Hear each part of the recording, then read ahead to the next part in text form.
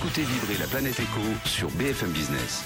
Les marchés donc avec Éric Lecause, directeur général de Carmignac Gestion. Bonjour Éric Lecause. Bonjour. Et merci beaucoup d'être avec nous ce matin. La première question est très immédiate et très claire. Est-ce qu'on peut espérer que le krach est derrière nous, Éric Lecause ?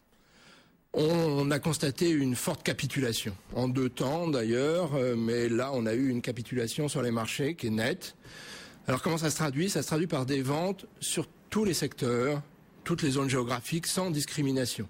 C'est-à-dire qu'il y a un moment donné où l'aversion au risque est telle qu'il y a des débouclements de position, on revient en monétaire ou en cash, et ça se fait partout, même là où ça va plutôt bien, même dans les secteurs où on pourrait penser qu'on est plutôt à l'abri. Ça s'est vu aussi sur des places émergentes où pourtant la croissance économique reste entre 6 et 8%.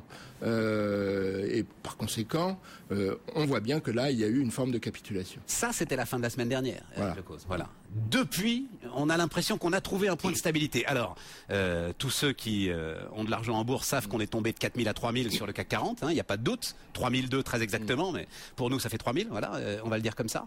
Est-ce que ça, on peut espérer que c'est un seuil de stabilisation, ou est-ce que, à votre avis, on peut descendre encore plus bas ? Carmignac, depuis un bon moment, est assez négatif sur le marché action européen, Éric Lecause. Alors en fait, on est négatif sur les perspectives économiques européennes, et puis depuis le mois de mars sur les perspectives économiques américaines. Et je crois que c'est ça le point quand même directeur et le plus important, c'est que depuis mars, un certain nombre de nos indicateurs avancés nous montraient qu'on allait avoir une décélération. Alors je ne dis pas un retour en récession, ce serait peut-être aller un peu vite en besogne, mais clairement une décélération durable de l'économie américaine, sous le double effet d'une nécessaire austérité fiscale et de la fin d'un soutien monétaire extrêmement actif de la part de la Réserve fédérale. Ce que vous appelez durable, c'est que vous vous mettez dans l'optique de la Réserve fédérale elle-même, c'est-à-dire mi-2013, Éric Lecause ?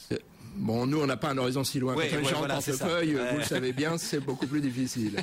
Le trimestre, le semestre, déjà, on est content si on a raison. Il faut rester assez humble dans ces marchés. Alors, nous, ce que l'on dit, c'est qu'il n'y aura pas d'inflexion à la hausse de l'économie américaine avant au moins le début 2012 et vraisemblablement pas de manière spontanée. On voit bien qu'il y a eu des plans de relance et puis qui se sont essoufflés, dont les effets se sont estompés. Et aujourd'hui, on a une économie qui a une traction extrêmement faible, c'est pesant. Il y a toujours de la réduction de l'effet de levier dans les économies développées, du désendettement.